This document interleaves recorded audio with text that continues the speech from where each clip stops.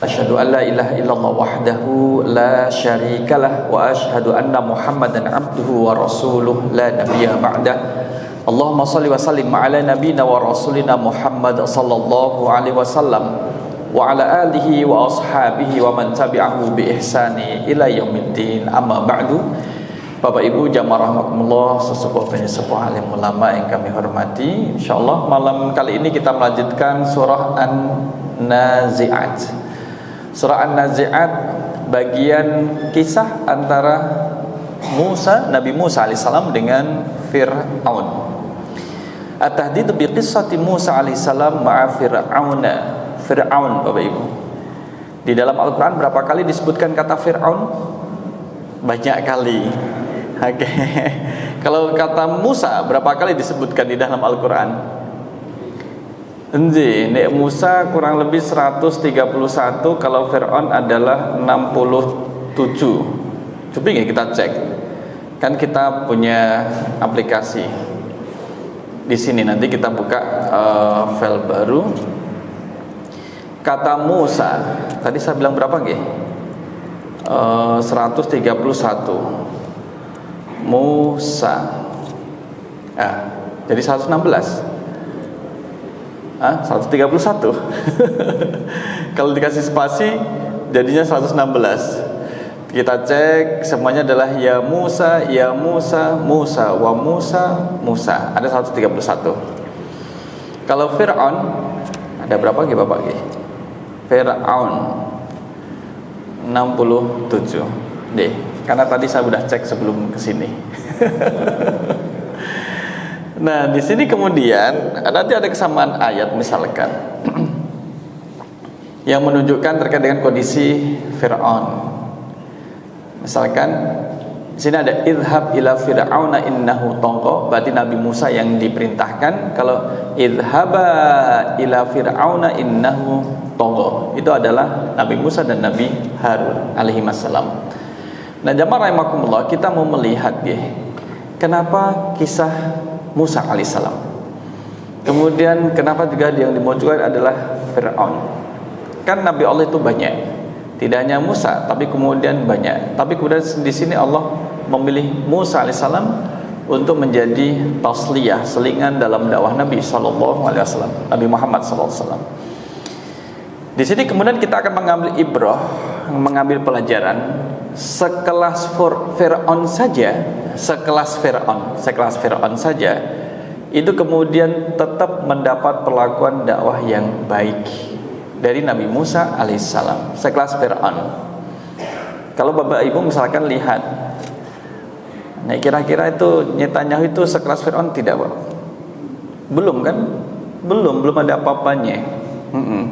Belum ada apa-apanya. Fir'aun pada masa Nabi Musa alaihissalam itu lebih kejam. Ya kejam, lebih kejam.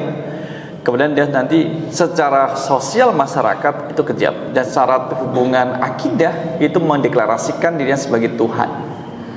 Kalau orang sudah mendeklarasikan dirinya sebagai Tuhan, itu kan sudah sangat melampaui batas. Mari kita lihat 15 sampai 26. A'udzubillahi minasyaitonir rajim. Bismillahirrahmanirrahim. Hal ataka hadithu Musa? Hal apakah? Ataka telah datang kepadamu wahai Nabi Muhammad hadithu Musa, kisah Nabi Musa. Kisah Nabi Musa. Apakah engkau sudah mengetahui kisah Nabi Musa wahai Nabi Muhammad? Gitu. Sehingga kemudian menjadi pelajaran. Lihat gitu. Idh nadahu rabbuhu bil wadil muqaddasi tuwa. Ketika nadahu memanggilnya, menyerunya, siapa? Rabbuhu, Tuhannya, di mana? Bil wadi, di lembah yang suci, al muqaddas yang suci, tuwa, lembah tuwa. Namanya lembah tuwa. Jadi lembah. Nanti kisahnya adalah ketika Nabi Musa itu kembali dari Madian. Idhab ila fir'auna innahu tagha. Idhab, pergilah. Artinya posisi Nabi Musa alaihissalam dengan Fir'aun secara jarak itu tidak begitu jauh. Maka menggunakan kata idhab. Kalau safar itu jauh. Ya sekalipun realitas sekarang ini ya cukup jauh. Tapi kemudian sama-sama di Mesir. ila fir'auna, kepada Fir'aun, innahu tagha, sungguh dia telah melampaui batas. Nah ini tagha. Tagha itu bahasa Jawanya lacut, melampaui batas, kebangetan, itu tagha. Nah kata Fir'aun di dalam Al-Quran itu tidak ada yang di kasrah. Fir'auna, fir'aunu, kalau enggak nu, yanna, nana, fir'auna, fir'auna, fir'aunu. Ada Bapak Ibu mendapatkan Fir'auni? Nah, nggak ada kan? Fir'auna, kalau nggak Fir'auna ya Fir'aunu. Sekalipun sudah diawali dengan huruf jerli, tetap kemudian akhirnya ada tetap fathah karena isim ghairu munsharif, kata yang tidak bisa menerima harokat kasrah. Kita lanjutkan. Faqul halaka ila an tazakka. Faqul, maka katakanlah wahai Nabi Musa kepada Fir'aun, hal apakah laka kamu memiliki keinginan ila an tazakka untuk menyucikan diri. Jadi masih ditanya on Fir'aun manggilnya gimana? Fir atau Fir'aun, kamu mau tobat gak? Gitu. Jadi orang sudah melakukan kemaksiatan bertubi-tubi masih ditawarin, mau tobat kagak? Gitu. Itu kan merupakan uslub dakwah yang bagus, santun ya terhadap penguasa yang zalim. Itu pun kemudian mau tobat gak? Adakah keinginanmu untuk menyucikan diri dari kesesatan? Masih ada kesempatan. Allah memberikan kesempatan kepada Fir'aun untuk memperbaiki diri. Wa ahdiyaka ila rabbika fatakhsha.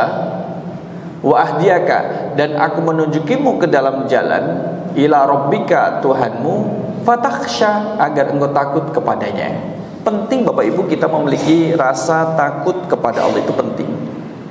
Kalau tidak ada rasa khauf, tidak ada rasa takut, manusia itu kemudian bisa, ngapunten, bahasanya petakilan. Apa itu petakilan, Pak? Pencilaan apa? Ya, pecicilan, nama boleh.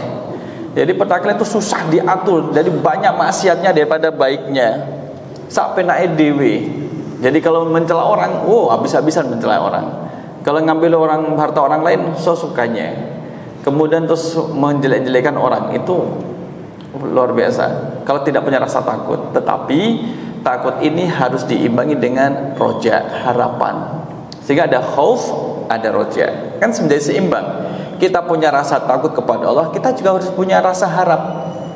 Harap itu berarti adalah berharap, kita itu berharap, masih punya harapan Allah mengampuni dosa-dosa kita. Kita punya rasa takut dengan apa yang Allah siapkan azab bagi orang-orang yang melanggar larangannya. Jadi harus memang berimbang. Terlalu takutnya terlalu besar, takut kepada Allah terlalu besar, itu seolah-olah kemudian mematikan rasa harap. Soalnya yang dipikirkan kalau orang itu melakukan dosa, itu kemudian karena dia takut, Allah nggak akan mengampuni dosa saya, Allah tidak akan mengampuni dosa saya, Allah tidak akan mengampuni dosa saya takut, berlebihan. Innahu kana tawwaba, itulah harapan. Sesungguhnya Allah Maha Penerima tobat. Nah, tapi kalau terlalu besar harapannya, nggak apa-apa maksiat nanti tobat. Kita kan tahu bagaimana cara tobat kan? Astagfirullahaladzim, nggak apa-apa nanti kita umroh bareng-bareng, nggak apa-apa.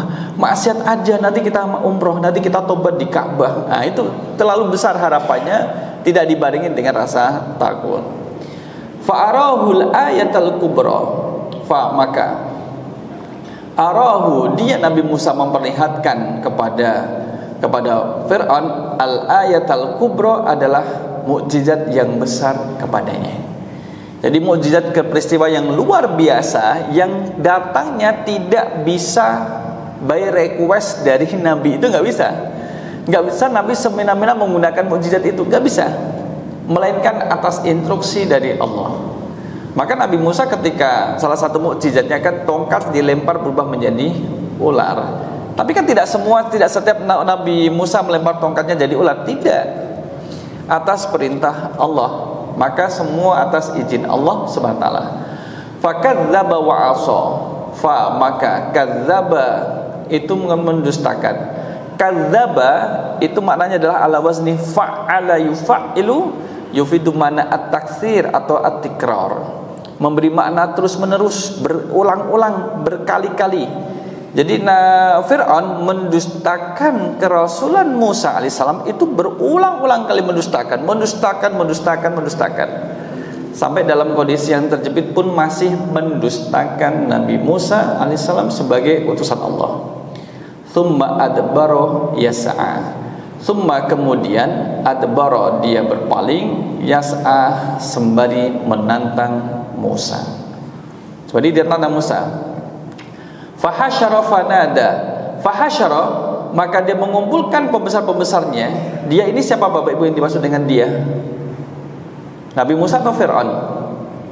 Dia adalah Fir'aun. Fanada lalu berseru memanggil kaumnya, dikumpulkan. Faqala ana rabbukumul a'la. Dia berkata, siapa yang berkata? Fir'aun, akulah Tuhanmu yang paling tinggi. Nah, inilah di dunia, dalam hukum dunia dia melakukan kemaksiatan besar. Untuk masalah keyakinan pun telah merusak dan mengaku sebagai Tuhan yang paling tinggi. Kan ada dewa-dewa. Nah, dewa paling tinggi itu adalah Fir'aun gitu. Jadi mereka semua harus menyembah Fir'aun. Fa akhadhahu Allah nakalal akhirati wal ula. Fa akhadhahu Allah, maka Allah menghukumnya dengan azab di akhirat dan siksaan di dunia. Double. Akhirat dulu, dunia juga iya. Tapi yang disebutkan di sini akhirat terlebih dahulu, bukan dunia dulu baru akhirat. Karena nanti memberikan makna ancaman. Inna fi dzalika la'ibratan liman yakhsha. Nah, inna sesungguhnya fi dzalika pada yang demikian itu la'ibratan, sungguh terdapat pelajaran. Ada kata la memberi makna takkid, penguat, sungguh. Liman yakhsha kepada siapa? Yakhsha yang takut kepada Allah. Bapak Ibu jamaah rahimakumullah, dari ayat 15 ini kemudian kita diajari oleh Allah ambil pelajaran dari kisah yang tersebut di dalam Al-Quran. Kenapa nama Bapak Ibu tidak disebut dalam Al-Quran? Pengen nggak Pak? Namanya disebut dalam Al-Quran. Bisa nggak nama kita disebut dalam Al-Quran? Kalau di dalam ayat nggak bisa. Tapi kalau beli Al-Quran kasih nama, nah itu bisa ditulis nama milik siapa Al-Quran ini gitu. Tidak semua yang disebut namanya dalam Al-Quran kategorinya adalah baik atau kategorinya adalah buruk, tergantung kemudian kisah yang ada di dalamnya. Maka jamaah rahimakumullah, ini kemudian ada kaitannya dengan sebelumnya. Pada ayat sebelumnya ayat 1 sampai kemudian ayat 15, ayat 14 itu berbicara terkait dengan Allah mengisahkan kepada orang-orang kafir terkait dengan hari kebangkitan yang pasti terjadi. Pasti terjadi. Termasuk Fir'aun yang kemudian dia tidak beriman kepada Allah, tidak beriman terhadap Nabi Musa, yang kemudian mengatakan dirinya sebagai Tuhan. Sekalipun dia tidak percaya terhadap hari akhir dan pembalasan, pasti akan dibangkitkan oleh Allah. Itu adalah itu adalah Fir'aun. Oleh karena itulah kemudian Fir'aun ini, kisah Fir'aun itu banyak pelajaran yang bisa dipetik. Sekarang gini Bapak Ibu, kalau misalkan ditanya tantangan dakwah Nabi Musa dengan tantangan dakwah Nabi Muhammad itu lebih besar dan lebih berat mana menurut jenengan? Lebih berat sinten Pak? Tantangannya lebih berat mana? Nabi Muhammad. Terus yang lain? Nabi Musa. Yang lain? True, sama gitu ya. Kalau kita lihat memang tantangan kelas tantangan Nabi Musa itu lebih berat. Sehingga ini kemudian menjadi tasliyah, menjadi hiburan. Allah menghibur Nabi Muhammad, wahai Nabi, tantangan yang kau hadapi iya berat, tapi dulu ada Nabi yang lebih berat, itu Nabi Musa. Yang dihadapi Nabi Musa itu adalah Fir'aun. Apanya Nabi Musa? Ayah angkat. Kan pernah memelihara dan kemudian membesarkan Musa, itu kan Fir'aun. Yang dihadapi Nabi Muhammad itu orang-orang yang kemudian tidak memiliki tidak ada balas budi. Nabi Muhammad kalau dengan pamannya Abu Thalib kan baik-baik saja hubungannya. Tapi kemudian yang didakwai adalah orang kafir Quraisy yang ada di Makkah khususnya. Yang mereka ini kemudian Nabi tidak punya hutang jasa terhadap mereka, terhadap orang kafir Quraisy yang ada di Makkah. Yang dihadapi Nabi Musa antara lain adalah Fir'aun ini yang dulu kemudian kecil, kemudian ditimang-timang, dikasih makan, kemudian ditidurkan, kemudian dijaga di istana, tinggal di sana dari bayi sampai dewasa. Itu di situ Nabi Musa tumbuh dan berkembang, Bapak Ibu. Kemudian diperintahkan untuk mendakwai orang yang dulu pernah mendidiknya, pernah merawatnya, pernah membesarkannya. Dan dulu mendakwai orang yang dulu jenggotnya pernah ditarik oleh Musa kecil. Ketika masih kecil itu ditarik. Nah, itulah kemudian tantangannya. Ya, setiap nabi memiliki tantangan. Maka baik Nabi Musa maupun Nabi Muhammad SAW itu termasuk ulul azmi. Ada berapa ulul azmi? Ada 5. Disingkat menjadi Mim, Nuh, Ibrahim, Musa, Isa, Muhammad sallallahu alaihi wasallam. Kenapa dikategorikan sebagai ulul azmi? Inilah para nabi dan rasul yang kemudian cobaannya besar dan lebih besar daripada yang lain, sesuai dengan urutan masanya. Mim, Nabi Nuh, Nabi Ibrahim, Nabi Musa, Nabi Isa, dan juga Nabi Muhammad sallallahu alaihi wasallam. Nah, jamaah rahimakumullah, mari kemudian kita lihat di sini. Hal ataka haditsu Musa idz nadahu rabbuhu bil wadil muqaddas tuwa. Kisah ini kemudian diawali dengan kisah Nabi Musa alaihissalam. Ay alam yuballighuka qissatu Musa alaihissalam ma'a Fir'aun. Nabi, tahu enggak kisah Musa dengan Fir'aun? Bapak Ibu jamaah rahimakumullah. Jika kalau kita lihat dalam turunnya ayat ini, saat ayat ini turun, Nabi Muhammad SAW itu tahu kisahnya Nabi Musa tidak? Waktu itu tahu nggak kisahnya Nabi Musa? Kan orang tidak pernah tahu. Nabi Muhammad tahu melalui wahyu. Maka kemudian melalui wahyu yang diturunkan Allah kepada Nabi Muhammad SAW, Nabi Muhammad baru tahu. Dan Allah memberitahukan Nabi Muhammad tentang kisah-kisah terdahulu itu melalui wahyu. Dan kisah yang sudah terjadi masa lampau termasuk hal yang gaib. Gaib itu tidak banyak orang yang tahu, bahkan tidak tahu. Misalkan kalau kita pernah menghitung berapa jarak Nabi Musa dengan Nabi Muhammad, kisarannya berapa Bapak Ibu? Jarak antara Nabi Musa dengan Nabi Muhammad. Ini malah jadi gini. Jarak antara Nabi Muhammad dengan Nabi Musa berapa tahun? Yo, seharusnya lebih lah. Lebih daripada ini. Lebih daripada hitungan, lebih daripada 2000 tahun. Nabi Muhammad dengan Nabi Isa 500 tahun. Nabi Isa nanti dengan Nabi Musa jaraknya berapa tahun. Jadi sudah lama. Jadi kisah itu sudah lama. Bapak Ibu kemudian kalau tanya, tahu nggak kisah Majapahit yang terjadi pada masa lampau? Susah kalau kita karena kita tidak ada sejarah yang menulis dengan detail dan kemudian bisa diperoleh dengan mudah. Nah, di sini kemudian disebutkan bahwa haitsu ibta'atsahu Allahu ilaihi, Allah itu kirim Nabi Musa itu kepada Fir'aun dan dikuatkan dengan mukjizat. Dan mukjizat Nabi Muhammad salah satunya adalah Al-Qur'an. Jadi Al-Qur'an itu adalah mukjizat Nabi Muhammad yang disebut dengan mukjizatul khalidah, mukjizat yang kekal. Maksudnya sampai hari akhir mukjizat itu masih ada. Bapak Ibu, mukjizat Nabi Isa apa? Antara lain bisa menyembuhkan orang sakit atas izin Allah. Kemudian bisa menghidupkan orang mati atas izin Allah. Setelah Nabi Isa kemudian diangkat ke langit, masih bisa nggak peristiwa itu terjadi? Tidak bisa. Mukjizat Nabi Musa antara lain adalah kalau misalkan memasukkan tangannya di sini di bawah ketiak, itu kemudian bisa memancarkan cahaya. Jadi kan bisa dimasukkan ke ketiak kemudian cahaya. Itu mungkin bawa HP, pegang HP, cahaya. Yang kedua adalah tongkatnya. Nah, kita fokus pada tongkatnya.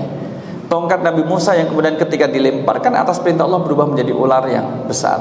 Sekarang jika memang kemudian tongkat itu ditemukan, kemudian dilempar berubah jadi ular nggak kira-kira?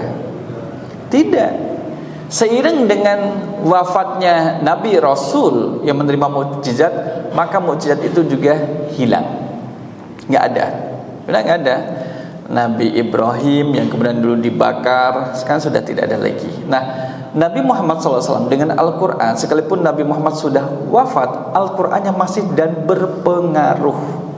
Sehingga ulama menyebut dengan mukjizatul khalidah, mukjizat yang kekal.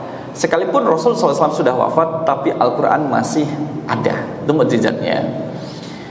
Nah, di sini Allah kemudian memanggil Nabi Musa lailan, di malam hari, mukalliman iyyahu, diajak untuk berdialog. Posisinya di sini Bapak Ibu. Gunung Sinai, Sinai Mesir. Niki, Gunung Sinai Mesir. Ini adalah gunungnya. Ini adalah gereja San Catherine. San Catherine. Ustaz pernah masuk? Pernah, saya pernah masuk sini Pak. Karena jadikan tempat wisata. Ada pendetanya? Ada pendetanya, jenggotnya panjang. Di kita ini yang paling panjang jenggotnya, sana lebih panjang lagi. Di sini, di San Catherine. Karena salah ini masjid. Dan belakang ini adalah gunungnya. Kami naik jam 1 pagi, nyampe atas jam 5 pagi. Lihat untuk sunrise ya. Ini gunungnya. Kelihatannya sih memang, mohon maaf, agak polos-polos. Iya, agak polos-polos.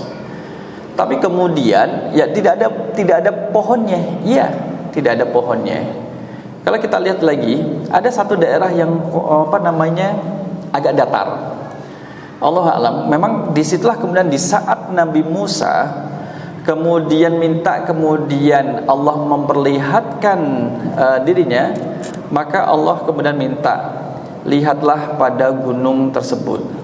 Kalau dia mampu menahan cahayaku, kamu bisa melihatku. Al-A'raf 143. Kita lihat di surah Al-A'raf 143. Al-A'raf 143. Ini kisah di mana Nabi Musa ingin melihat Allah. 143. A'udzubillahi minasyaitonirrajim. Walamma jaa Musa limiqatina wa kallamahu rabbuhu. Ketika Musa datang untuk bermunajat pada waktu yang telah kami tentukan selama 40 hari, dan Tuhan telah berfirman langsung kepada mereka dan berkata, qala rabbi arini anzur ilaik. Qala, dia berkata, ya Tuhanku, tampakkanlah dirimu kepadaku agar aku dapat melihat engkau, agar mampu melihatnya. Sampai sadin nggih? Agar mampu kemudian melihatnya. Dia ingin melihat zatnya Allah. Qala lan tarani walakin indur ilal jabali fa in istaqarra makanahu fasawfa tarani. Allah menjawab gini, engkau tidak akan sanggup melihatku, namun lihatlah ke gunung itu. Jika ia tetap di tempatnya seperti sedia kala, niscaya engkau dapat melihatku. Gitu. Falamma tajalla rabbuhu lil jabali ja'alahu dakaw wa khara Musa sa'iqa. Maka ketika Tuhannya menampakkan keagungan pada gunung itu hancur luluh dan Musa pun jatuh pingsan. Nah, apakah memang di sini ini daerah yang datar? Allahu a'lam. Jadi gunungnya itu hancur. Kanan itu banyak gunung, tapi kemudian ada daerah yang lapang. Allah a'lam apakah di situ atau tidak. Maka setelah Musa sadar, falamma afaqa qala subhanaka tubtu ilaika wa ana awwalul mu'minin. Setelah Nabi Musa sadar mengatakan, maha suci engkau, aku bertobat kepadamu dan aku adalah orang yang pertama-tama beriman. Bedanya dengan permintaan orang-orang Bani Israel, kaumnya Nabi Musa, itu mereka lan nu'mina hatta narallah. Jadi mereka tidak akan beriman sampai melihat Allah Subhanahu wa taala. Sampai melihat Allah. Lan nu'mina laka hatta narallah jahratan. Wahai Musa, kamu mengajak kami untuk beriman. Sorry ya. Kami tidak akan beriman kepadamu, tidak akan beriman kepada Allah sampai Allah itu memperlihatkan dirinya jahratan, dengan terang-terangan. Fa akhadhatkumus sa'iqatu wa antum tanzurun. Disambar dia, dihukum oleh Allah dan kemudian pada matilah mereka itu. Di dalam surah Al-Baqarah ayat yang kemudian ayat 55. Ini kalau Nabi Musa kan tetap beriman. Ini kaumnya adalah menjadikan syarat kalau bisa melihat Allah baru mau beriman. Maka disambarlah sama petir halilintar, mati ya. Itu orang-orang Yahudi Bani Israel. Nah, jamaah rahimakumullah, kembali di sini. Ini adalah mukjizat. Hina nadahu rabbuhu lailan, di malam hari. Mukaliman ia, mau diajak bicara. Maka ini menjadi awal di mana kenabian dan kerasulan Nabi Musa alaihissalam. Nadinya lembahnya lembah tua, wa huwal wadi fi Jabal Sina, di Bukit Sinai, alladzi nada ar-rabb fihi Musa. Jadi gunung Sinai itulah kemudian gunung di mana Nabi Musa menerima wahyu. Kita lihat puncaknya Bapak Ibu. Oh, jadi Arab. Puncak Gunung Sinai. Ramai Pak. Ini ramai. Ini pada di puncak ini. Di puncaknya itu kemudian ada 2 tempat ibadah. Satu gereja, satu lagi musola. Ini di atasnya. Ini di atas. Dulu di sini kalau nggak salah saya melihat orang berantem di sini. Orang berantem. Udah di atas pada berantem Pak. Bule pada berantem. Wah, kena curug-curugan ya Mas. Nah ini ada musolanya, dan kemudian ya kalau kita lihat ini kan kemudian kalau kita lihat semua kita berada di atas bisa melihat. Kalau lagi mendung itu mohon maaf seolah-olah ya kayak di tempat kita, awan tuh di bawah kita, jadi matahari terbit itu dari bawah kaki kita, di bawah itu matahari terbit di bawah, dari bawah Pak. Kalau di sini kan kita lihat dari atas ya, ini dari bawah, itu di bawah tuh matahari baru kelihatan, di bawah kelihatan. Maka orang mengejar untuk sunsetnya di sini. Dan sholat subuh biasanya di atas ini, karena ada musola, ada musolanya. Ini musolanya Bapak Ibu. Ini musolanya, puncak Gunung Sinai. Nah ini kalau nggak salah ini musolanya. Ini gereja yang sebelahnya nanti kemudian ada Sinai. Kalau naik onta bisa naik onta $40 dulu, mungkin sekarang lebih mahal. Dan situlah kemudian saya merasakan baru dikentutin onta itu di situ. Jadi kan pernah dikentutin onta. Saya pernah dikentutin onta, makbus gitu. Kentutnya luar biasa. Nah ini orang-orang yang kemudian di atas tetap dingin Pak, meskipun tetap dingin. Suasana adalah dingin karena anginnya cukup kencang. Ya ini gereja, sebelahnya adalah ada musola. Ramai kita yang sholatnya bergantian nggih. Monggo kalau ke sana ajak nanti tak antar Pak. Nah ini ontanya. Ontanya suara bus kayak gitu. Pas di belakang, saya di belakang. Kan dia nggak nyepak. Ini cuma setengah perjalanan.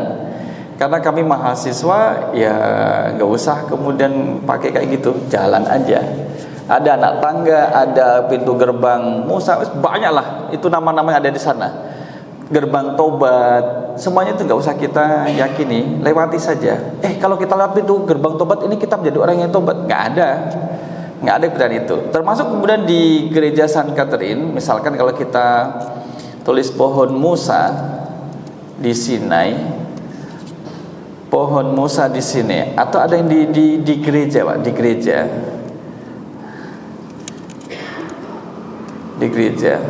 Tapi pohonnya itu kemudian hanya gemandul, tergantung Pak. Orang mengatakan siapa yang bisa ngambil daunnya, itu permintaannya akan dikabulkan. Orang kan pada loncat-loncat ngambil. Ya saya cuma ngambil aja gitu. Alhamdulillah tinggi. Ya biasa aja, daunnya daun biasa saja karena Bapak 5.000 tahun usianya, Allahu a'lam. Di situ ada sumur Musa kecil, bukan sumur yang di padang pasir. Kemudian ada satu tongkat, katanya tongkat Musa, Allahu a'lam. Karena itu adalah benda-benda yang dipajang dan kita tidak tahu bagaimana keasliannya. Nah, itu adalah Musa. Jamaah rahimakumullah, wa inna ma dzakarallahu bi qissati Musa alaihissalam li'annahu abharul anbiya al-mutaqaddimin mu'jizah. Jadi Nabi Musa itu termasuk nabi yang mukjizatnya itu begitu nampak dan dilihat, disaksikan oleh banyak orang. Itu Nabi Musa. Jadi Nabi Musa kemukjizatannya itu dilihat oleh banyak orang. Bapak Ibu tahu seorang penyihir itu bisa membedakan, oh itu sihir, ini tidak. Karena dia punya ilmunya. Mohon maaf, pencopet bisa mengenali nggak pencopet yang lain? Bisa nggak Pak? Bisa kan? Kan ada kode-kodenya kan? Gue pencopet. Sesama tunggal guru, ojo ganggu, kan gitu. Nah penyihir itu demikian. Oh ini penyihir. Sesama penyihir itu bisa saling mengenali. Kamu sihir ya. Misalkan kemudian melempar tali. Kata ilustrasinya, kalau ini tali, kalau dilempar oleh penyihir, maka dilihat oleh para hadirin ini adalah ular kecil yang sana kemari. Tapi bagi penyihir, penyihir yang lain itu tetap tali, itu tetap tali. Jadi bukan ular. Jadi orang yang kemudian melihat itu adalah ular, orang awam, tapi bagi penyihir itu adalah benda asli yang dilemparkan tadi. Maka ketika penyihir menangkap yang terlihat ular, yang dia nggak takut, mau yang dilihat dia adalah tali kok, cuman agak pakai action aja, gitu. Tetapi tongkat yang dilempar oleh Nabi Musa yang berubah menjadi ular, dilihat oleh Nabi Musa itu adalah ular, dilihat oleh orang awam itu adalah ular, dilihat oleh penyihir itu adalah ular. Jadi Nabi Musa bukan seorang penyihir. Kalau Nabi Musa penyihir dan tongkatnya berubah menjadi ular, pasti tongkat itu yang berubah menjadi ular dilihat oleh penyihir kira-kira berubah ular atau berupa tongkat. Tongkat. Tapi oleh penyihir itu bukan tongkat, itu ular betulan. Maka ini bukan sihir. Itulah kemudian penyihir itu kemudian lantas beriman terhadap Tuhannya Nabi Musa alaihissalam tanpa meminta izin kepada Fir'aun, karena dia tahu, beriman dengan keilmuan yang dia miliki. Ya memang sebelumnya kemudian mereka penyihir ini adalah orang-orang yang berbuat syirik kepada Allah, orang-orang yang kufur, mengingkari Allah. Tapi kan hidayah datang melalui Nabi Musa alaihissalam dan menjadi orang yang beriman walaupun dia dapat hukuman dari Fir'aun. Sampai demikian itu, jamaah rahimakumullah. Jadi alasannya di sini adalah ada ikatan perjuangan yang terjadi pada masa Nabi Musa alaihissalam. Dalam surah Al-Isra, Bapak Ibu, di dalam surah Al-Isra kalau kita lihat adalah surah yang ke-17, ayat pertama dengan ayat kedua, itu kalau jenengan perhatikan nyambung nggak Pak? Yang ayat pertama, a'udzubillahi minasyaitonirrajim, subhanalladzi asra bi'abdihi lailan minal masjidil haram ilal masjidil aqsa alladzi barakna haulahu linuriyahu min ayatina innahu was-samiul basir. Ini bercerita tentang Isra Mi'raj. Ayat yang kedua, wa ataina Musal kitaba wa ja'alnahu hudan li bani Israil. Ayat kedua berbicara tentang Nabi Musa. Apa hubungan Isra Mi'raj dengan Nabi Musa? Apa hubungan peristiwa Isra Mi'raj dengan bagaimana kemudian peran Nabi Musa, kitabnya Taurat yang itu menjadi petunjuk bagi Bani Israel? Ternyata ada munasabah antara ayat 1 dengan ayat yang kedua. Ayat kedua berbicara tentang kisah Nabi Musa. Nabi Musa itu kemudian dalam hadis Rasul SAW masuk perannya dalam pengurangan jumlah waktu sholat.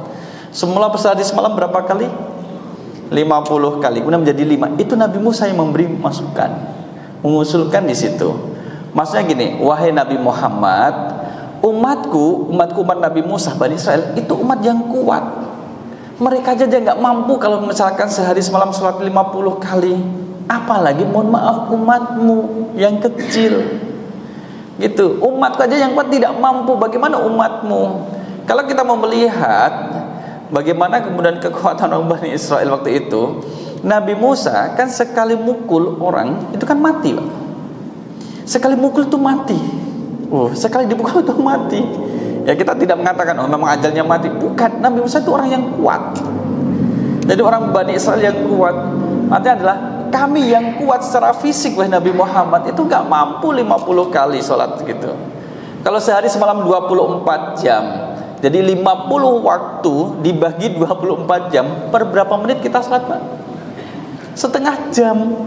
Setengah jam habis sholat 10 menit, setengah jam kurang 10 masih 20, masih cari sendal, masih jagong, pulang 10 menit, baru duduk azan. Pak Makmur azan, datang lagi ke masjid persiapan, sampai masjid sholat, pulang lagi azan lagi. Kapan istirahatnya? Kapan kerjanya? Kapan makan dan minumnya? Kapan aktivitasnya?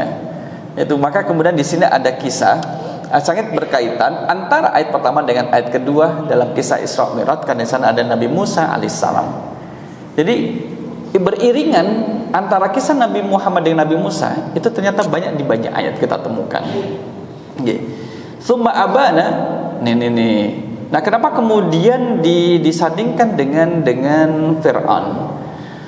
Walianna fiha tasliyatun lin nabi, dalam kisah Nabi Musa ini ada tasliyah, ada hiburan bagi Nabi, amma yulaqi min i'radi qaumihi, karena Nabi Muhammad sedang kemudian ditolak oleh kaumnya.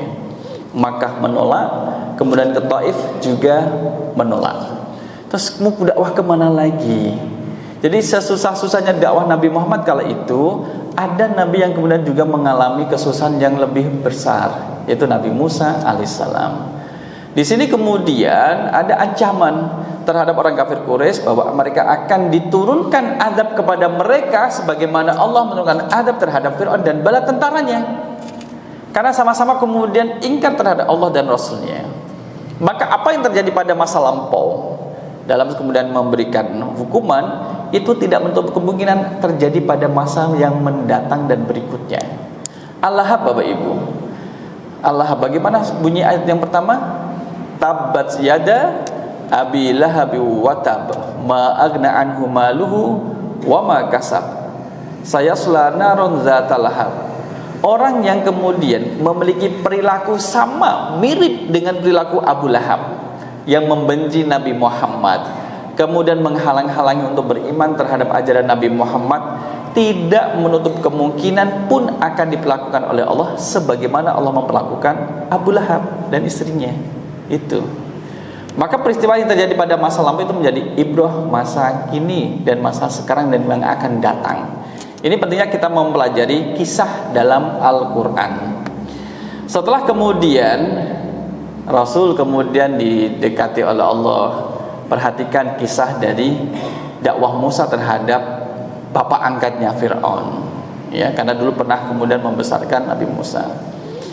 Summa abana Allah Ta'ala muhimmata Musa alaihissalam. Lihat, Musa telah diangkat menjadi seorang nabi. Idhab ila fir'auna innahu tagha. Pergilah ke Fir'aun, dakwailah Fir'aun, innahu tagha, sesungguhnya dia telah melampaui batas. Idhab ila fir'auna taghiyata Misra. Jadi orang yang paling durhaka senegara sak Mesir itu adalah Fir'aun, gitu Pak. Jadi kalau mencari orang yang paling terlaknat di Mesir kala itu Fir'aun, gitu. Paling terlaknat itu adalah Fir'aun. Ya jangan ditanya, Ustaz, kalau di negara kita siapa ya? Allahu a'lam, kita nggak tahu. Nggak usah cari-cari, nggak usah jebak-jebak. Kita nggak tahu. Nah, kenapa kemudian kita membicarakan aibnya Fir'aun? Aibnya Fir'aun itu patut dibicarakan agar tidak muncul Fir'aun abad 21. Agar tidak muncul Fir'aun di generasi berikutnya. Maka dia tidak hanya bermaksiat, bahkan melebihi batas maksiat. Kalau orang Jawa bilang mau limo, gak cuman mau limo. Pinten Pak? Nih, lebih dari mau limo pinten? mau swida rolas. Dia kemudian sombong dan kemudian kufur kepada Allah. Nah ini haitsu idda'a rububiyyata. Dia kemudian mengaku-ngaku tentang ketuhanannya dan memaksa orang Bani Israel untuk menyembahnya, sampai orang Bani Israel itu diperintahkan untuk menyembah Fir'aun sampai itu. Maka dakwahnya Nabi Musa, Masya Allah, ini Nabi Musa ini Bapak Ibu jamaah rahimakumullah. Fakul, maka katakanlah kepada dia wahai Nabi Musa, kepada Fir'aun, halaka ila antazakka. Fir'aun, kamu mau gak membersihkan diri? Mau tobat gak? Itu masih ditawarin Pak. Ini adalah orang yang jelas-jelas kemudian Allah pun murka terhadap Fir'aun. Allah kemudian marah terhadap Fir'aun karena dia ngaku Tuhan. Itu kemudian masih didakwai dengan bahasa yang baik. Halaka ila antazakka. Bro, mau tobat kakak? Gitu. Dah. Ditanya, wa ahdiyaka ila rabbika fatahsyah. Yuk tak tunjukin jalannya. Kalau mau tobat sini tak bantu. Sarahkan. Nah, ini kemudian dakwah Nabi Musa terhadap Fir'aun. Masa sekarang ini hanya kemudian beda baju, kemudian sudah mencaci maki temannya. Iya kan? Dia habis sih Pak. Hanya kemudian beda warna peci, sudah kemudian dicaci maki. Kok kayak gitu? Dulu kemudian Nabi Musa aja kemudian masih halaka ila antazakka. Mau enggak kamu membersihkan dirimu? Jadi kalau sekarang ini karena beda posisi sholat misalkan, ya masih sholat kemudian posisi, yang satu mulai dari tepi, yang satu mulai dari tengah, gitu. Masa harus dikata-katain, ya kan? Padahal masih sama-sama mau sholat juga. Nah ini kemudian harus kita mendapat pelajaran. Nabi Muhammad SAW di sini mendapat pelajaran. kalau orang kafir Quraisy yang tidak mau beriman kepadaku wahai Nabi Muhammad, kepada Allah, itu mereka itu kekufuran mereka itu belum seberapa jika dibanding dengan kekufurannya Fir'aun. Kan nggak ada orang kafir Quraisy mengatakan ana rabbukumul a'la, ada nggak? Sejajahnya Abu Lahab pernah nggak mengatakan dirinya sebagai Tuhan, Bapak Ibu? Sejajahnya Abu Jahal pernah mengatakan dirinya sebagai Tuhan? Kan tidak. Yang tidak. Nah, ini orang yang mengatakan diri sebagai Tuhan masih didakwahi oleh Nabi Musa. Nah, ini menjadi semangat motivasi bagi Nabi Muhammad. Yuk terus berdakwah. Aku yang memberi petunjuk. Innaka la tahdi man ahbabta walakinallahu yahdi may yasha. Jadi engkau tidak bisa memberi petunjuk kepada siapapun yang engkau kehendaki wahai Nabi Muhammad. Allah lah yang memberi petunjuk. Tugasnya adalah menyampaikan. Maka kadang kemudian kita pernah datang ke satu masjid, besar Pak masjidnya. Kemudian pengajiannya, pengajian pada maghrib itu cuma 4 orang. Sampai tamunya gini, Ustaz kami minta maaf, kami malu. Malu apa? Ini pesertanya cuma 4. Alhamdulillah ada 4 gitu. Jangan kan 4, ada 1 juga alhamdulillah gitu. Malah enak kayak privat, nggak bisa ngantuk itu jamaahnya. Ditungguin sama Ustaznya. Lah kalau nggak ada orangnya Ustaz gimana? Ya alhamdulillah langsung putar balik saya pulang gitu. Jadi tugas kita hanya menyampaikan sesuatu yang baik, disampaikan dengan cara yang baik dan didoakan dengan doa yang baik. Nabi Musa memberi contoh, artinya Nabi Musa itu kemudian menekan emosi, jangan sampai emosi. Ini kan Fir'aun, siapa ya Bapak Ibu? Kalau Fir'aun itu kayak siapa ya kalau zaman sekarang ini? Nggak ada toh Pak, nggak ada yang mengaku dirinya sebagai Tuhan tuh di sini. Dan itu kaya Pak, kaya, Fir'aun itu kaya. Mungkin kalau kita tanya ChatGPT berapa jumlah kekayaan Fir'aun, tahu nggak? Jumlah kekayaan Fir'aun, mungkin dia tidak tahu nih. Ayo berapa? Dia itu kemudian adalah kekayaan luar biasa, berasal dari kendali mutlak atas tanah pertanian, subur, sungai Nil, pajak, perdagangan internasional yang diatur hadiah pribadinya, emas, permata, gading, barang mewah yang disimpan di makam dan kulit. Oh, itulah kekayaannya Fir'aun, nggak bisa dinilai saking banyaknya. Qarun yang kemudian hartanya sekarang masih pada dicari, mencari apa namanya? Harta karun. Hartanya Qarun itu ditenggelamkan di Mesir. Kenapa dicari di Gunung Merapi? Jauh, masa menggelinding dari bawah, enggak. Mencari harta karun filosofinya mungkin kayak gitu. Tapi memang ditelan bumi. Yang Qarun itu hidup juga pada masa Nabi Musa. Itu enggak ada apa-apanya jika dibandingkan dengan kekayaannya Fir'aun. Itu baru kekayaan, belum jumlah pasukannya. Belum juga jumlah pasukannya. Belum lagi kemudian tiang makbad Fir'aun, Luxor, yang ada di Luxor. Kita mau lihat tiangnya Bapak Ibu. Tiang ini ketika kami ke sana itu dikasih tahu bahwa satu tiang itu bikinnya 1 tahun. 1 tiang Pak, yang bikin banyak. Itu masih ada Pak, tiang-tiang ini masih ada. Dan sebesar ini tiangnya itu. Sudah pernah saya ke sini Pak. Nah, kita dengerin azan terlebih dahulu.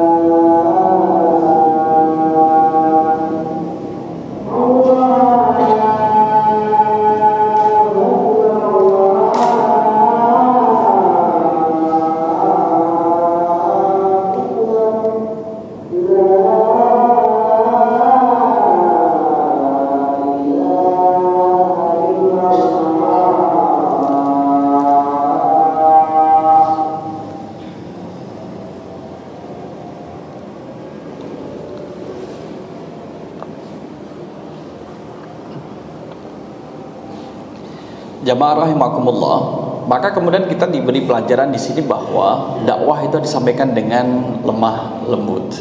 Sebagaimana Nabi SAW juga mengajarkan demikian itu. Innaka la tahdi man ahbabta walakinnallaha yahdi man yasha. Saat kemudian Nabi Muhammad SAW berada di Taif, Bapak Ibu pernah merasakan kan di Taif betapa dinginnya cuaca di sana, bisa sampai 17 derajat Celcius. Angin yang kemudian kencang karena dataran tinggi. Merasakan kemudian Nabi Muhammad dapat perlakuan yang kasar secara fisik dakwah di sana. Tapi Nabi Muhammad kemudian mendoakan, Allahumma hdi qaumi fa innahum la ya'lamun. Ya Allah, berilah mereka petunjuk fa innahum la ya'lamun, karena mereka tidak tahu apa itu Islam, siapa itu Nabi, karena mereka enggak tahu, tapi itu didakwai. Sampai kemudian malaikat menawarkan jasamu membalik-balikan gunung untuk menghantam orang Taif. Nah, kalau kita lihat juga jamaah rahimakumullah, doa yang disampaikan Nabi itu tahunnya adalah 2 tahun sebelum Fathu Makkah. Jadi sebelum berhijrah. Fathu Makkah itu 8 Hijriah, satu pendapat, dan Nabi Muhammad itu 2 tahun sebelum berhijrah itu sudah ke Taif. Jadi usianya adalah 10 tahun. Doa Nabi Muhammad yang satu tadi, Allahumma hdi qaumi fa innahum la ya'lamun, ya Allah berilah petunjuk kepada mereka orang Taif karena mereka tidak tahu, itu Allah kabulkan 10 tahun kemudian. Idza jaa nasrullahi wal fath wa ra'aitan nasa yadkhuluna fi dinillahi afwaja. Jadi orang itu masuk Islam berbondong-bondong, termasuk adalah semua penduduk Taif. Maka di saat kemudian terjadi perang pada masa Abu Bakar As-Siddiq, perang kemudian terjadi gerakan murtad massal, itu salah satu pemimpin Taif mengatakan, wahai kalian orang Taif, kita termasuk orang yang belakangan masuk Islam, jangan menjadi orang yang pertama keluar daripada Islam. Itu imannya itu kuat maksudnya. Oleh karena itulah jamaah rahimakumullah, dalam dakwah Islam mungkin metodenya akan berbeda-beda satu dengan yang lain. Ada kemudian menjadi metode struktural, ada kemudian metode akademis, ada profesional. Tapi intinya adalah satu, mengajak orang untuk beriman kepada Allah Subhanahu wa taala. Sehingga kemudian tidak boleh saling menghadang satu dengan yang lainnya. Dakwah yang dilakukan oleh Nabi Musa boleh jadi berbeda dengan caranya yang dipakai oleh Nabi Muhammad SAW. Tapi intinya ada satu, mengajak orang untuk beriman kepada Allah Subhanahu wa taala. Maka di sini ada tawaran dari Nabi Musa, halaka ruhbatun fit tatahhuri minasyirki wal uyub. Kamu punya keinginan tobat enggak sih, Firaun gitu. Tetap ada tawaran. Kalau mau ya ayo tak tunjukin. Oleh karena itu, kalau dakwah dengan keras, li'anna da'watal jababara tatalabu 'adatal at-talattuf wa rifq wal mudara. Kadang kalau kita menghadapi orang yang keras, itu harus kemudian melunak. Bahasanya harus melunak. Kalau misalkan orang dikerasin, ya dia akan menjadi keras. Ya ada saatnya manusia kan terbentuk dan tercipta dari tanah. Pasti ada sisi kelemahannya. Inilah ibu bapak jamaah rahimakumullah. Insyaallah kita lanjutkan pekan depan. Kalau bapak ibu tidak pada mudik, tidak Nataru, liburan, insyaallah kita akan lanjutkan insyaallah. Dan nanti kita akan lihat apakah surat ini akan kita bahas selama 2 tahun atau kita cukupkan di tahun 2025. Kalau nggak selesai kita lanjutkan tahun depan. Jadi satu surat kita mengkaji 2 tahun insyaallah, dari Desember sampai Januari. Maka ibu bapak jamaah rahmatullah, kita cukupkan dengan doa kafaratul majlis.